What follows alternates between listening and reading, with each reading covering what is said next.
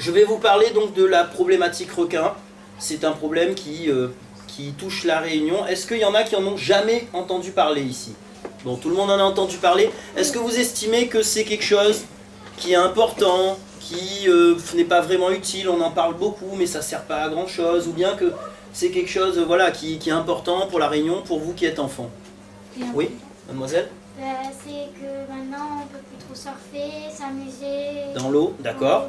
Toi? Bah ouais, c'est important. C'est important? C'est important pour les grands, pour les petits, pour qui? Pour tout le monde. Pour tout le monde, d'accord.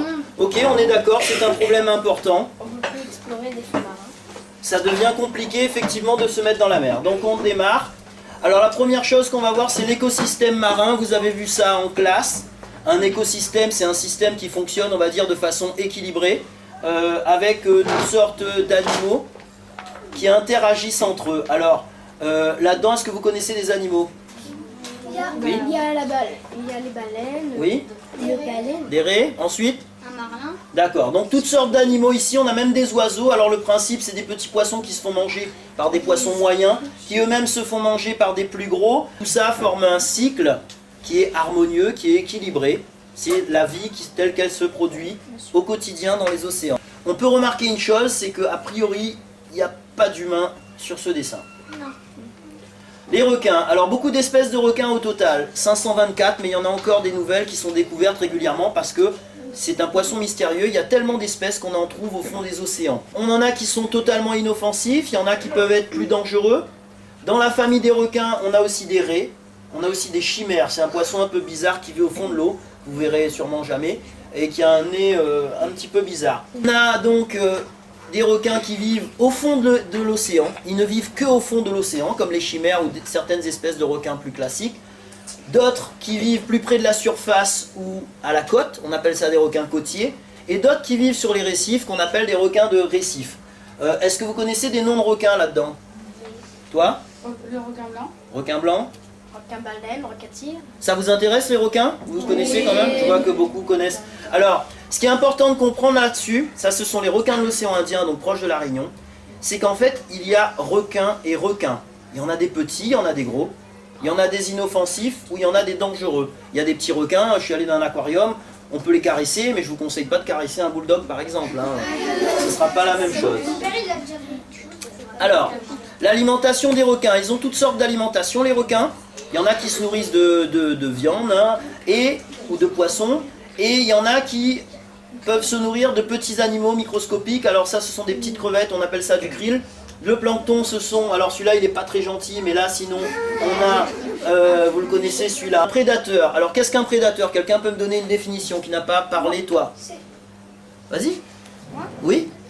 Un prédateur, c'est quelqu'un qui mange les autres.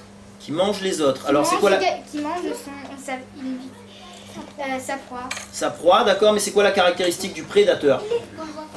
Et ben il chasse. Il chasse, donc il tue un animal qui est vivant. C'est un organisme qui met à mort des proies pour s'en nourrir ou pour alimenter sa progéniture. C'est quoi la progéniture? C'est vous, par exemple, pour les grands. Un charognard. Un charognard, c'est un animal qui se nourrit de charogne, c'est-à-dire d'un animal qui est... Déjà tué. Voilà, déjà mort. Une proie. Alors ça peut être tout petit, là on voit une petite souris avec un hibou, ça peut être de la même taille, là c'est une hermine avec un lapin. Ça peut être aussi, ils peuvent se manger aussi parfois entre eux, là c'est bon, un faucon, donc ils mangent un autre oiseau, donc c'est pas exactement la même espèce, mais c'est pas forcément quelque chose de petit. Alors, deux questions maintenant. Est-ce que selon vous, l'homme est un prédateur, un charognard, une proie? Une proie. Une proie? D'accord. Donne-moi des exemples. Ben, si tu as... On tue le poisson. Non, alors tu as inversé. Quelqu'un d'autre, vas-y. Prédateur. C'est un prédateur. Pourquoi c'est un prédateur? Parce qu'il met à mort ses proies. D'accord. Vous avez déjà vu mettre à mort un animal? Oui. Levez le doigt à ceux qui ont déjà vu. Bon, la majorité. Quel animal? Qui a déjà vu un poulet ou un canard? D'accord, beaucoup. D'accord. C'est joli, c'est pas joli? C'est pas joli. Qui c'est qui a déjà vu des animaux plus gros, un cabri ou un cochon? Tout ça. Alors le cochon, moi ça m'avait traumatisé quand j'étais petit. Ouais, bon, vous pouvez baisser les doigts. Ça m'avait un peu traumatisé parce qu'il y a beaucoup de cris, de sang. C'est pas très joli. Alors, sachez que tout ça, la société, les gens aiment de moins en moins les voir. Vous, souvent, quand vous allez dans le supermarché, vous voyez un morceau de poisson qui est tout propre, tout blanc, ou un morceau de viande qui est tout propre, tout blanc. Enfin, tout rouge, pardon. Et ça, on aime de moins en moins le voir. Donc tout ce qui concerne les abattoirs, la mise à mort des animaux, c'est mis de très loin de la vue des gens, d'accord? C'est mis dans des endroits qui sont un petit peu cachés, un peu tabous. Parce que les animaux rentrent vivants et après ils sortent en petits morceaux carrés. Et ce qui se passe à l'intérieur, donc ça fait... Voilà, mais malheureusement, l'homme est un animal qui a besoin de tuer d'autres animaux pour se nourrir. Donc c'est des choses telles qu'elles se passent quotidiennement. Il y a des personnes qui ne mangent pas de viande du tout, ou de poisson. Est-ce qu'il y en a parmi vous qui ne mangent pas de viande ou de poisson? Personne? D'accord, alors ça existe, il y en a soit par conviction personnelle ou par conviction religieuse qui ne mangent pas ni de viande ni de poisson. Juste pour finir là-dessus, il y en a un qui m'a dit que l'homme peut être une proie. Oui, les requins, ils mangent l'homme. Tu n'as pas attendu que je te pose la question. On leur pique leur chez eux. C'est comme si on leur pique leur chez eux, mais au-delà de l'exemple des requins, quel autre exemple l'homme peut être une proie? Le cannibalisme. Oui, alors effectivement, mais ça reste très très rare, oui. Les attentats. Les attentats, c'est pas vrai. Non, je parle de manger, on mange pas dans les attentats. Les animaux sauvages comme les lions, tout Voilà, tous ces animaux des prédateurs, donc les lions, les ours, Les grizzlies. Les grizzlies. levez le doigt. Donc, il existe l'homme qui, comme tous les organismes vivants, peut être victime de prédateurs. Est-ce que vous pensez que c'est fréquent ou c'est très très rare? Très très rare. Très très rare. Effectivement, il y a quelques milliers d'années, ça devait être très fréquent. Un enfant qui quitte sa famille, hop, il disparaît, il y a un animal qui prend et qui part avec, c'est comme ça, hein, c'est la nature. Voilà, maintenant c'est devenu quelque chose de très rare. Et est-ce que vous pensez que c'est quelque chose qui est normal, qu'on peut accepter, ou bien que c'est difficile à accepter? Attends, c'est normal pour toi. Alors pourquoi c'est normal? Puisque nous on mange de la viande, c'est comme si. Parce que les autres aussi, ils ont besoin de se nourrir. D'accord. Toi? C'est peut-être normal pour certaines personnes, mais par exemple, si elle faisait partie de la famille, elle va trouver que ce n'est pas normal. La famille, les amis, les proches, les gens qui connaissent, effectivement. Parce que, alors ici on est un petit territoire. Le problème des attaques, vous allez le voir, c'est que ça touche un tout petit territoire. Donc on connaît forcément, de près ou de loin, des gens qui sont impactés par cette crise directement. Donc ça devient moins normal. Quand ça se passe très loin, si vous entendez dans le journal quelqu'un qui s'est fait manger par un ours blanc là-bas au bout du monde, vous voyez, ça fait un petit peu le même effet pour ceux qui sont très loin et qui entendent que quelqu'un se fait croquer à l'île de la Réunion. Ils s'en fichent, ça ne les touche pas. Par contre, si vous êtes ici et que ça vous concerne vous ou des gens que vous connaissez, c'est pas la même chose. Donc, et la prévention des risques requins, eh ben, ça entre aussi quelque part dans ce cadre-là parce que ce n'est pas normal. On ne peut peut-être pas accepter comme ça d'avoir des attaques très régulièrement. Des attaques graves et mortelles. Alors le rôle des requins. Le requin, depuis une vingtaine d'années, les biologistes ont identifié plusieurs rôles importants pour les requins dans l'écosystème. Rappelez-vous, on a vu ça au début. Quelqu'un peut me donner un des rôles des requins? Toi? C'est une autre question. Il nettoie l'air des déchets toxiques. Alors, des déchets toxiques, des charognes plus précisément, parce que déchets toxiques, ça renvoie à un produit chimique et je pense qu'ils raffolent pas de pétrole ou de morceaux de fer, sauf le requin-tique qui mange un peu n'importe quoi, on trouve du fer. Toi? Vas-y. Un régulateur, ok. Donc, le premier mot qui est sorti, c'est nettoyeur. Effectivement, un requin comme le requin bulldog, par exemple, il est en grande partie charognard aussi. Il a une caractéristique, c'est de nager très près du fond et il va récupérer des carcasses d'animaux morts, des restes, des déchets qui peuvent être au fond de l'eau. D'où l'intérêt aussi de ne pas trop jeter ces déchets à la mer parce que ça peut causer, ça peut les attirer ou les maintenir sur place. Les pêcheurs, quand ils pêchent le requin bulldog, d'ailleurs, ils mettent toujours l'appât, soit posé sur le sable, soit légèrement décollé du fond de l'eau, parce que c'est là où passe ce requin en particulier, alors que d'autres requins vont vivre plutôt à la surface et être moins attachés à des fonds proches des côtes, comme ça. Alors on a vu aussi que c'est un régulateur. Il va permettre, si jamais il y a trop de poissons ou d'animaux d'une espèce, eh ben de limiter la croissance de cette espèce et donc de maintenir l'équilibre. Et il a aussi un autre rôle qui est important. C'est que il est garant de la bonne santé génétique des espèces. Alors l'homme est un animal spécial, un animal sociable. Quand des gens ont des problèmes de santé, on les soigne et on s'en occupe. Dans la nature, c'est la loi du plus fort. Ceux qui ont des problèmes de santé ou qui n'ont pas les mêmes aptitudes que les autres à la naissance, eh ben, vont courir moins vite, vont nager moins vite. Et c'est eux que les prédateurs vont attraper en premier, dans la savane ou dans l'eau. Si vous avez un groupe de tortues, le requin va attaquer en priorité celle qui va nager le moins vite, qui est blessée ou qui a une malformation. Et donc du coup, ça va permettre de maintenir que les animaux les plus forts, et quand ils vont se reproduire, ils vont donner naissance à des animaux qui vont être toujours forts. Ça évite, on va dire, des dérives ou ça maintient la bonne qualité donc, de cette espèce. Donc voilà, on dit qu'ils sont les garants de la bonne santé des écosystèmes d'une façon générale, donc un rôle très important des requins. Mais le requin, c'est un poisson comme les autres, sans arrêt, qui se pêche et se mange partout dans le monde. Ben oui, les fish and chips, par exemple, c'est fait très souvent à base de requins. Si vous allez en Angleterre, dans les pays anglo-saxons, vous avez vu ça peut-être en anglais, c'est des bonnes croquettes de poisson avec des frites. Les ailes de raie, est-ce qu'il y en a qui ont déjà mangé des ailes de raie dans la classe? De la raie? Que la maîtresse, c'est tout, toi? T'en as déjà mangé? C'était bon? Oui. Oui? Tu avoues? D'accord. Qui a déjà mangé, toi aussi? Qui a déjà mangé du requin dans la classe? Levez le doigt, n'ayez pas honte. Hein. Ok, bon, plus de la moitié, largement. C'est à peu près pareil dans toutes les classes. C'est un poisson. Ici, à l'île de la Réunion, on peut le manger en steak ou en masse salée. Et dans les Mascareignes, aux Seychelles, on peut le manger en chutney. D'accord. Le grand intérêt du requin, parce que c'est un poisson comme tous les autres, il s'en pêche dans le monde, tout comme on pêche des thons, des espadons, toutes sortes de poissons pour l'alimentation humaine. L'intérêt du requin, vous savez, c'est quoi? C'est qu'il n'a pas d'arête. Et comme il n'a pas d'arête, il est très apprécié pour les collectivités, c'est-à-dire pour nourrir des grands ensembles de personnes, et notamment les enfants. Parce que, comme il n'y a pas d'arête, vous ne risquez pas de vous étouffer avec une arête. Il y a d'autres usages du requin. Quand on mange la chair, alors il peut y avoir aussi une utilisation, par exemple, du foie pour fabriquer des produits de beauté. Chaque année, la France importe 3400 tonnes d'extraits de requin pour fabriquer des rouges à lèvres, du maquillage, des choses comme ça. Et de la baleine aussi, parfois, oui. Donc 3400 tonnes qui sont importées. Ça rentre dans la composition de pas mal de produits en médecine aussi. Après, les dents peuvent servir en bijouterie ou les peaux pour des tambours. Ou aussi, là, on voit une pochette d'iPad en peau de requin. Alors ça sert parce que c'est un cuir très solide et qui est très joli. Vous voyez, vous avez vu l'extrait de la peau là. Quand c'est poli, et ça a un aspect un petit peu nacré avec des petits points de toutes les couleurs.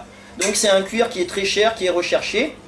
Mais par contre, écoutez bien, d'une façon générale, on considère que toutes ces utilisations-là ne sont pas forcément, bonnes, parce que ça peut conduire à une menace sur l'espèce. Alors par exemple, effectivement, imaginez-vous, qu'est-ce qui se passerait si demain, tout le monde voulait une pochette en peau de requin? Il y aurait beaucoup de requins qui seraient pêchés, il y en aurait plus beaucoup. Voilà, donc, et peut-être aussi que des gens tueraient le requin que pour la peau. Ce qui ne serait pas forcément une bonne chose. Parce que quand on tue un animal, le but c'est de l'utiliser au maximum. On mange la chair, on utilise la peau comme faisaient les hommes préhistoriques. Quelque part, ils se vêtissaient avec la peau, ils faisaient des outils avec les os. Vous voyez là, les os peuvent être servis ici, le cartilage, il va servir aussi. On a le foie qui est énorme, qui peut servir aussi. Donc, c'est ce qu'on appelle une utilisation complète, une utilisation durable, entre guillemets, parce qu'il n'y a rien qui est jeté. Donc, vous avez bien compris que si on tue un animal que pour une partie de son corps, ce n'est pas bien. Alors, effectivement, du coup, le requin se retrouve être un poisson menacé, d'une façon générale, c'est ce qu'on dit, dans le monde. Ça, c'est la pêche en Europe, la pêche industrielle. Ça, c'est une pêche traditionnelle, à Madagascar, par exemple. Ça, c'est du séchage d'ailerons, dans des pays en Asie notamment. Je vais vous poser une question maintenant. Quel est, selon vous, le pays qui pêche le plus de requins? Hong Kong? Hein? En Chine? Le Japon? Le Japon. Donc vous avez tous en tête une idée de pays asiatiques. Maintenant on regarde la carte. Quels sont les pays qui pêchent? L'Inde, un gros pays, c'est le premier, numéro 1. L'Amérique du Enfin non, numéro 2, pardon, l'Inde. Le Sri Lanka. les États-Unis, l'Argentine, le Brésil, l'Espagne, 3e pays pêcheur de requins. Effectivement, on a la France aussi, 20 000 tonnes de requins sont pêchés par la France chaque année, soit l'équivalent de 5 millions de requins qui sont pêchés, mangés et utilisés à toutes sortes d'usages. Donc, et qu'est-ce qu'on remarque? Ce sont en fait des pays un peu partout qui pêchent, mais au final, ces poissons finissent à Hong Kong et en Chine. Parce que c'est ces pays-là, vous voyez, la Chine ne pêche pas de requins, ou quasiment pas. C'est quoi Ce sont ces pays-là qui finalement mangent le requin parce qu'ils vont dans le supermarché ou ailleurs, on leur propose des ailerons de requin. Donc quelque part cette pratique de tuer les requins que pour leurs ailerons, qui existe sur la planète, malheureusement c'est une pratique condamnable et qui fait l'objet de mesures de répression. Et ben cette pratique-là finalement, c'est pas forcément les pays asiatiques qui la font, mais ce sont d'autres pays. Qu'est-ce qui est plus condamnable selon vous? Ceux qui tuent les poissons, par exemple pour avoir les ailerons, ou ceux qui vont les manger en bout de course? Ce qui les tue. Ceux qui les tuent, effectivement, c'est quand même, ça pose une question, d'accord? Parce que souvent on attaque les Asiatiques, mais quelque part, on peut se poser la question aussi, quand on sait que la France empêche, on peut se poser la question de notre propre rôle là-dessus. Alors les actions pour protéger les requins sont à 2 niveaux. Sont au niveau des pays qui pêchent. Alors par exemple pour l'Europe, depuis 2013, on n'a plus le droit de débarquer les requins sans leurs nageoires, pour éviter que le pêcheur arrive au port qu'avec des nageoires et lui permettant de rejeter les requins ailleurs. Donc là on oblige le requin à être débarqué comme ça entier. D'accord? Et il y a aussi toute une campagne de presse qui se mène depuis des années dans les pays asiatiques pour leur demander de manger moins d'ailerons, moins de soupe de requin, parce que comme ça vaut cher, et ben ça peut inciter des gens peu scrupuleux à aller en tuer pour leur en fournir. Donc voilà la réalité. Est-ce que d'après vous, d'après cette carte, l'île de la Réunion elle pêche beaucoup de requins? D'accord, hein, on est d'accord. Alors ici, depuis février 2015, comme je vous ai dit, l'écosystème il a besoin d'être équilibré. On a des règles qui sont apparues pour protéger les requins de récif. Ces 5 espèces de requins sont protégées dorénavant parce qu'on estime qu'il n'y en a plus assez et qu'il serait bien qu'il y en ait plus pour la bonne santé de l'écosystème. Maintenant on va voir comment les espèces sont protégées sur la planète. Ça c'est l'UICN, l'Union internationale pour la conservation de la nature. Les requins, bulldogs et tigres sont classés ici. On a plusieurs degrés. Éteints, c'est comme le dodo, il n'y en a plus. Cherchez pas, il n'y en a plus. Menacés, c'est qu'il nécessite une protection et il y a des règles de protection pour ces animaux. Par exemple, le loup est une espèce menacée. Ici, quasi menacée.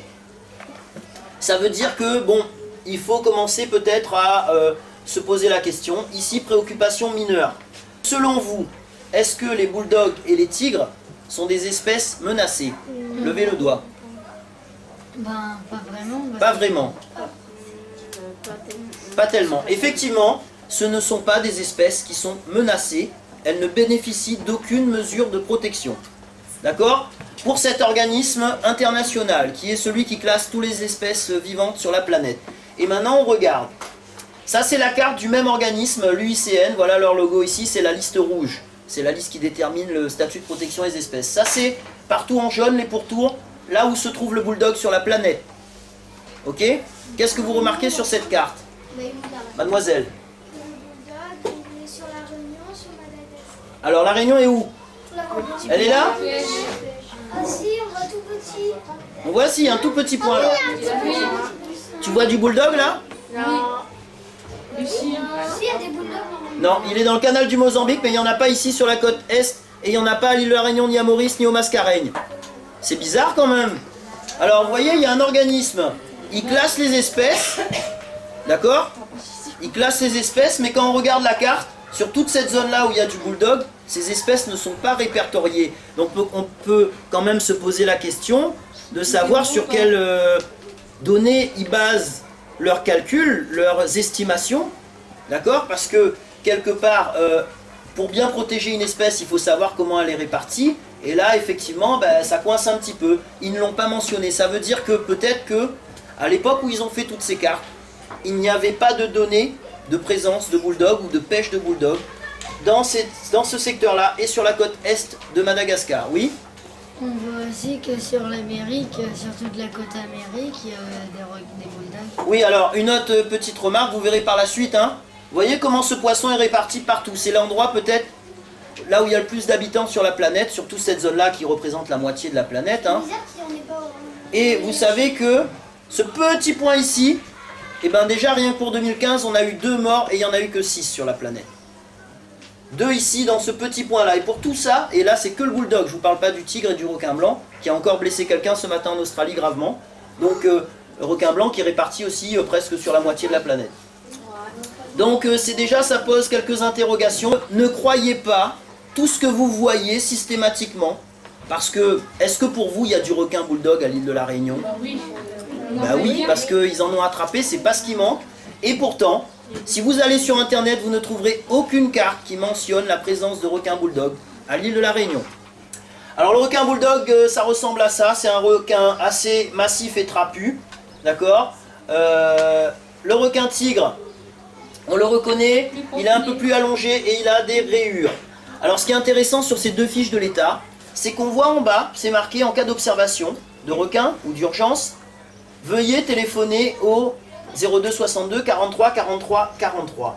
Pourquoi, d'après vous, est-ce que ça peut être important de faire un signalement? Quelqu'un qui n'a pas parlé, quoi? Pour dire qu'il peut y avoir une attaque. Pour dire qu'il peut y avoir un risque dans ce secteur. Mais si vous voyez un aileron, là, il y a une semaine ou 2, il y a eu un aileron dans le lagon de Saint-Leu, quelqu'un a donné l'alerte, ça a permis d'évacuer les baigneurs. Donc ça, c'est un geste citoyen, vous faites de l'éducation civique. Dorénavant, à l'île de la Réunion, on a un service qui permet d'alerter la population en cas de danger. Mais si vous voyez un aileron, là il y a une semaine ou 2, il y a eu un aileron dans le lagon de Saint-Leu, quelqu'un a donné l'alerte, ça a permis d'évacuer les baigneurs. Donc ça, c'est un geste citoyen, vous faites de l'éducation civique. Dorénavant, à l'île de la Réunion, on a un service qui permet d'alerter la population en cas de danger. Alors, on va voir comment on définit un risque d'une façon générale. Pour définir un risque, il faut un risque. Là, le risque, c'est un requin. Il faut un enjeu, l'enjeu c'est des baigneurs, des humains. Et on a ça. Un aléa, donc c'est le risque. Et un panneau, ça se traduit ici, on a des panneaux partout. On a des endroits où il n'y a que le risque. Je prends un exemple, une île déserte, il n'y a pas un seul habitant, c'est plein de requins. Est-ce qu'on va parler de problème requin là-bas? Ben non, parce qu'il n'y a pas d'humains. Et on a des exemples aussi, d'accord, d'endroits où il n'y aura que de l'enjeu, il n'y a pas du tout de risque. Par exemple, est-ce que vous connaissez des endroits où on peut se baigner dans la mer et où on n'a pas d'alerte, on n'a pas de panneau, on n'a pas d'inquiétude? Oui? Dans le lagon? Dans le lagon, alors, c'est entre les deux, on verra par la suite, il y a quand même un tout petit risque, mais en dehors de la Réunion, je parle. Maurice? Maurice? L'ouest de la France. L'ouest de la France, même le sud aussi, hein. Parfois, on croit qu'il ne va pas y en avoir, mais Oui. D'autres endroits? la Guadeloupe. La Guadeloupe? Bon. C'est juste pour dire, en Méditerranée, il y a aussi des grands blancs. Oui, mais est-ce que tu vois des panneaux danger requin? Est-ce qu'on t'interdit d'entrer à l'eau? Non. Est-ce que les gens sortent de l'eau à partir d'une certaine heure ou ils restent jusqu'à la tombée de la nuit? Il reste jusqu'à la tombée de la nuit. Voilà. Donc ça veut dire que on peut considérer que le risque est quasiment nul. Il est très faible. Et c'est vrai que le risque requin est faible sur la planète. C'est beaucoup plus faible que n'importe quel autre risque. Sauf peut-être à certains endroits. Donc, voilà. Pour qui est ici à l'île de la Réunion, eh ben, on est face à un risque requin. Parce qu'on avait en tous les cas des enjeux. On essaye de les conserver. On a le risque. Donc on a l'aléa. Alors les attaques de requins, vous en avez tous entendu parler, malheureusement. On va voir maintenant des données un petit peu statistiques, je ne sais pas si vous avez vu ces notions, mais essayez de suivre. Alors ça c'est la planète entière, en 5 ans, 2011-2015, on a eu, alors j'ai rajouté ça, mais ça fait partie de la liste, on a eu 39 attaques sur toute la planète, des attaques mortelles, hein, je parle. Ici les États-Unis, on a eu 2 attaques, retenez bien, en 5 ans. À La Réunion, on en a eu 7 mortelles. En Australie, on en a eu 11 mortelles. Ça donne ça. Les États-Unis, c'est ce grand pays. Il y a 10 millions de kilomètres carrés, c'est 4000 fois plus grand que La Réunion. 340 millions d'habitants, 500 fois plus d'habitants qu'à l'île de La Réunion. L'Australie, 7 millions de kilomètres carrés, c'est 3000 fois plus grand. Et 21 millions d'habitants, 30 fois plus. Et ici, La Réunion, c'est ce petit point de sable ici. Donc là, c'est représenté le nombre d'habitants qu'il y a à La Réunion. Ça, c'est le nombre d'habitants aux États-Unis, ça c'est le nombre d'habitants en Australie. Vous avez vu que on a eu 7, ici aux États-Unis ils ont eu 2 morts. Et en Australie ils en ont eu 11. Pour un pays qui est quand même 3000 fois plus grand. Ils ont eu même pas 2 fois notre nombre de morts. Est-ce que selon vous, à la lueur de ces chiffres, le risque d'attaque mortelle de requins à La Réunion, il est faible, moyen, fort ou extrêmement fort? Extrêmement fort, effectivement. Nous sommes l'endroit, malheureusement, des gens ne veulent pas accepter cette réalité parce que c'est gênant. Accepter d'être un endroit le plus dangereux de la planète, ça nécessite de prendre des mesures. Ça nécessite d'essayer de sécuriser. Et ça, il y a des gens qui ne veulent pas l'accepter, mais c'est la réalité des chiffres. Et la réalité des comparaisons statistiques, surtout que les États-Unis, il y a du grand blanc, beaucoup, sur la Californie, en Floride et tout, et l'Australie pareil. Donc, et je vous dis bien la différence, c'est ça, ce sont les attaques mortelles. Regardez ici le nombre d'attaques totales, si on compare par exemple avec les États-Unis. Vous voyez le nombre d'attaques aux États-Unis, chaque année ils en ont eu 200. Mais ils n'ont eu que 2 morts. Ce qui fait que les gens, ils disent, mais il y a tout le temps des attaques. Moi je vois plein de gens, ils me disent, mais il faut arrêter de parler des attaques de requins. Tout le temps il y en a aux États-Unis, j'entends ça à la télé. Très peu. Très peu. Bon, alors sur ce site-là, c'est le site américain qui gère les attaques. Il a compté, lui, il y en a eu un petit peu plus que ça, mais lui compte vraiment que des attaques quand il y a toutes les preuves possibles et imaginables. Mais la comparaison, elle est avec les mêmes critères sur les autres pays. Donc c'est fiable par rapport à ça. Et c'est lui qui fait référence, c'est le Shark International Five. C'est le Muséum d'Histoire Naturelle de Floride. Donc, c'est pour vous dire que vous voyez, ici à La Réunion, quand il y a une attaque, c'est très souvent très grave ou mortel. Là-bas, quand ils ont des attaques, c'est pas très grave, la plupart du temps. Et il y en a beaucoup, donc ils n'ont pas besoin de mettre en place de politique de réduction du risque. Alors que nous, ici, c'est quand même inquiétant. Alors, on va voir maintenant 2 exemples de croyances populaires. Une première croyance, on dit c'est un événement qui ne concerne que des surfeurs imprudents. Et la deuxième, c'est parce qu'il y a plus de monde dans l'eau. Là, par exemple, vous voyez, c'est un spot surpeuplé. Et là, ici, il y a vraiment, effectivement, beaucoup plus de monde dans l'eau. Est-ce qu'à La Réunion, ces images-là, elles s'appliquent ici? Non. Est-ce qu'il y a du monde dans l'eau ici? L'océan est interdit depuis 2 ans, donc ce n'est pas notre cas. Alors, la première assertion, c'est de dire, une assertion, c'est une vérité qui est présentée en tant que telle et non contestable, c'est de dire que c'est un événement rare qui ne concerne que des surfeurs imprudents. Donc, quand on regarde ici, un baigneur en Polynésie, cette année ça, depuis le 1er janvier 2015, un baigneur en Polynésie, un plongeur en Égypte, un baigneur et un surfeur sur notre petit grain de sable ici déjà, et un baigneur en Nouvelle-Calédonie et un surfeur en Australie. Il n'y a eu que 6 morts sur la planète, il n'y a eu que 2 surfeurs. Donc ce n'est pas vrai de dire que ça ne concerne que des surfeurs.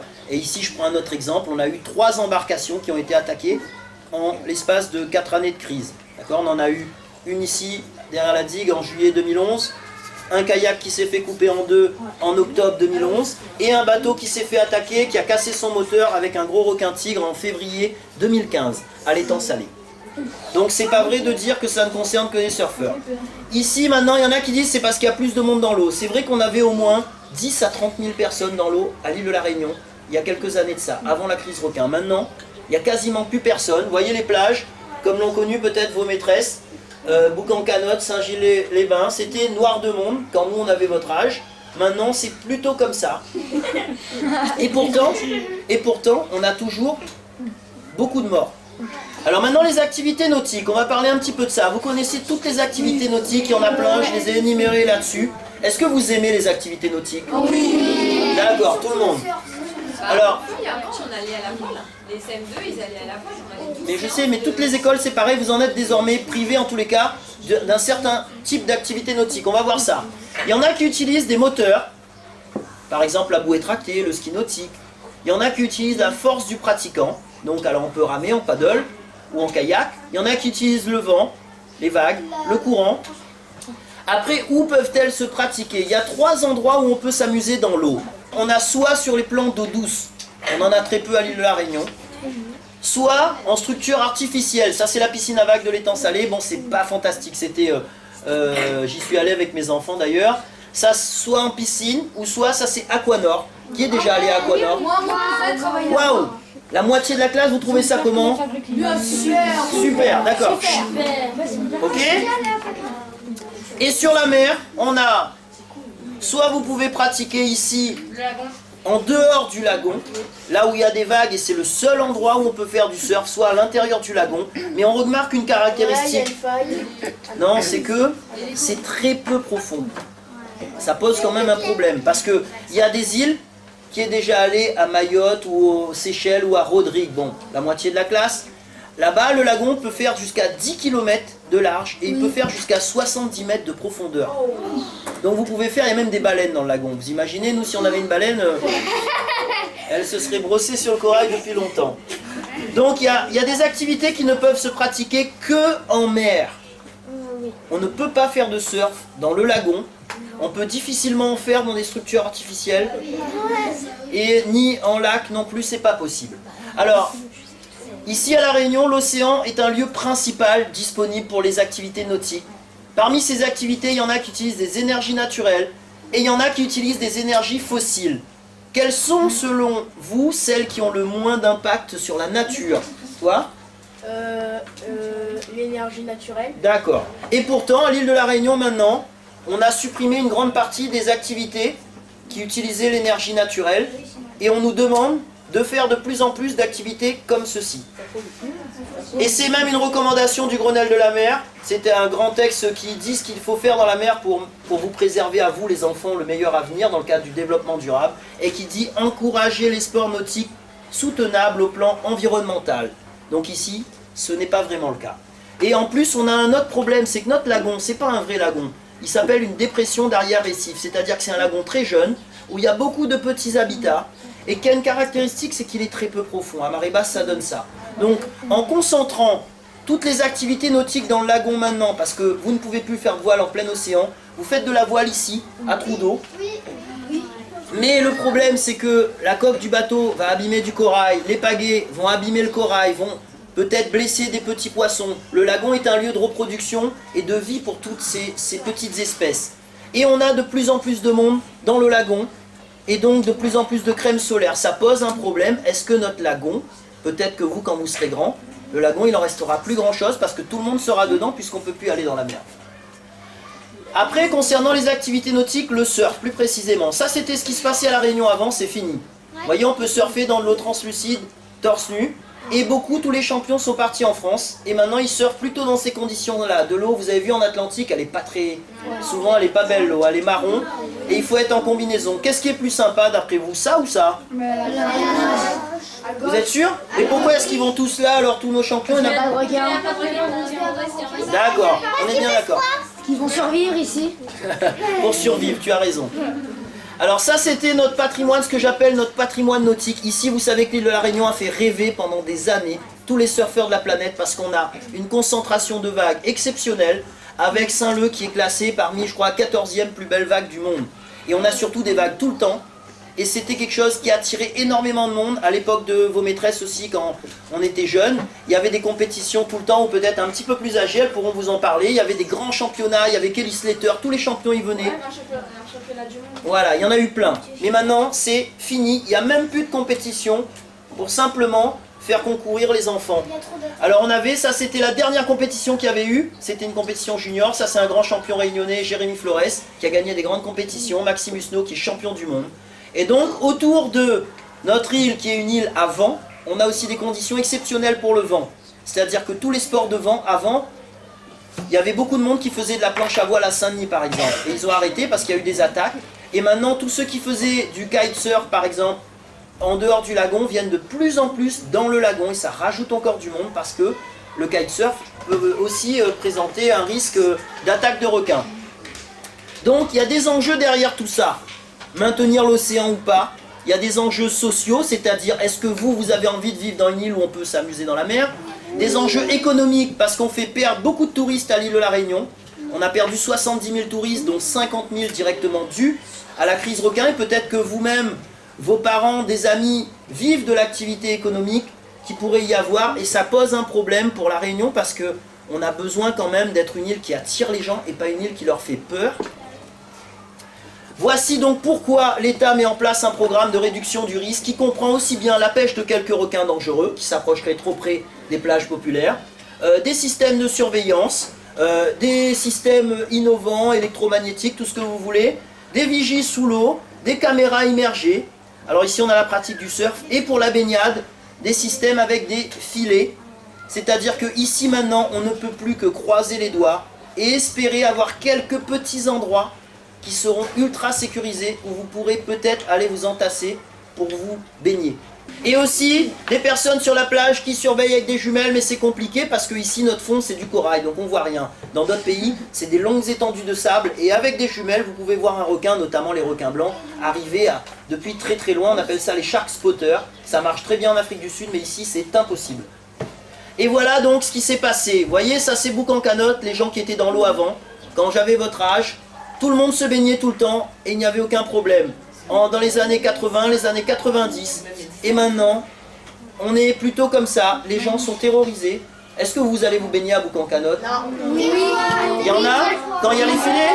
Oui. Oui, mais au bord. Mais est-ce que tu vas en dehors des filets? Et ça, c'était un exemple. Il y avait la coupe du Père Noël pour tous les enfants qui faisaient du surf. Alors vous voyez, il y avait mon fils à l'époque. Il y avait des centaines d'enfants, ça c'est le Père Noël qui est arrivé. Ça n'existe plus, c'est fini. C'était la dernière coupe du Père Noël en 2011. Depuis, on peut considérer qu'ici, à l'île de la Réunion, tout ça c'est fini. Maintenant, on peut donc dire qu'il y a eu une évolution des rapports entre les Réunionnais et l'océan. Vous voyez une évolution. L'évolution, elle n'est pas forcément conforme à ce qui se passe ailleurs. Parce qu'ailleurs, partout, l'océan est quelque chose qui attire du monde. Ici, ça pose un problème parce que notre océan n'attire pas grand monde. Et donc, je vais vous poser une question maintenant. Y a-t-il une place, selon vous, au vu de cet exposé, pour l'homme dans l'océan à l'île de la Réunion? Dans le lagon, alors tu as vu? On va tous se mettre dans le lagon, abîmer le corail. Ah non. À Trudeau, c'est pareil, c'est le lagon. Est-ce que non, mais la question c'est, est-ce que pour vous, l'homme peut avoir une place dans l'océan ou n'a pas sa place dans l'océan ici? Il n'a pas sa place. Il n'a pas sa place? Ici, il n'a pas ça. Il n'a pas sa place? Il n'a pas ça. D'accord, donc je vous rappelle qu'on a vu, on m'a parlé de Maurice. À Maurice, qui a déjà nagé avec les dauphins? Bon, la moitié de la classe. Est-ce qu'on peut faire ça à l'île de la Réunion? Non. Est-ce que vous trouvez ça normal et juste? Non, c'est pas normal. C'est pas normal? Alors je repose ma question. Partout sur la planète, il y a une place pour l'homme dans la mer. On s'amuse, on s'éclate dans l'océan. Sauf à l'île de la Réunion. Est-ce que vous trouvez ça normal? D'accord, ça me rassure. Parce que sinon, vous savez, des associations comme la mienne, elles n'existent quasiment nulle part. Ça n'existe pas, il y en a une au Brésil. Sinon, ça n'existe pas. Parce que partout sur la planète, on peut s'amuser du matin jusqu'au soir dans l'eau, sans aucun problème. Enfin, pratiquement partout. En tous les cas, même quand il y a un risque requin, il est beaucoup moins fort qu'à l'île de la Réunion et ne nécessite pas une interdiction d'océan. Et une dernière remarque aussi, parce que c'est des enfants qui me le posent souvent, je suis prof en collège, ils disent tout le temps, monsieur, mais où les pour ou les contre les requins? Ils me posent cette question tout le temps et moi je suis surpris, je me dis mais comment ça se fait qu'ils me posent cette question? Et finalement, j'ai fini par comprendre parce que souvent malheureusement, dans les médias, à la télé ou dans les débats des grandes personnes, on vous présente la crise requin en vous disant soit on est pour les requins et on n'y touche pas, soit on est contre les requins et on est des méchants, on veut tous les tuer. D'accord? Est-ce que je vous ai parlé de tuer des requins aujourd'hui? Bon, moi je suis entre les deux. On ne peut pas de toute façon être pour ou contre parce que les requins sont indispensables, mais en même temps, les activités humaines sont aussi indispensables. D'accord? Et il y a 524 espèces de requins. Je vous ai dit, ne mélangeons pas requins et requins. Moi, je suis pour les requins d'une façon générale, mais je suis contre les requins bulldog et tigres à Boucan-Canotte, aux Roches-Noires et sur les autres plages populaires de la côte, ce qui me semble être quand même logique. Oui? On ne peut pas les éloigner. Le but, c'est justement de les éloigner, et malheureusement, la pêche est un des moyens de les éloigner. Voilà, donc en tous les cas, je vous remercie, et j'espère que ça vous a plu. Merci à vous.